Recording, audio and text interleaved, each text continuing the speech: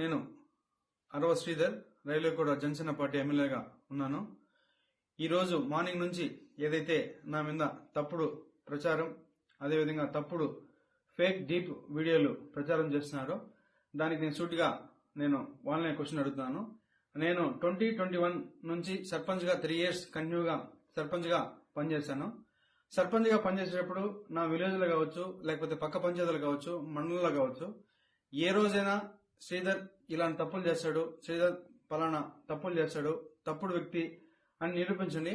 అదేవిధంగా ఈరోజు మా జనసేన పార్టీ అధ్యక్షులు శ్రీ గౌరవ ఉప ముఖ్యమంత్రి కళ్యాణ్ సార్ దగ్గర ఆయన అడుగుజాల్లో నడుస్తూ ఆయన పనితీరుపై దృష్టి పెట్టి ఆయన ఎట్లయితే ప్రజలకు సేవ చేస్తున్నాడో అంతటికన్నా కొంచెం ఆయన దాంట్లో 1% ప్రజలకు సేవ చేస్తూ నా రైల్వేకోట నియోజకవర్గంలో నేను పని చేస్తుంటే నాపైనే ఈ విధంగా దుష్ప్రచారం స్టార్ట్ చేయడం జరిగింది. ఏదైతే నేను ఈ videos fake deep videos morning నుంచి ఫేక్ అని చెప్తున్నారో దానికి నేను సూటిగా మరొకసారి వాళ్ళని అడుగుతున్నాను.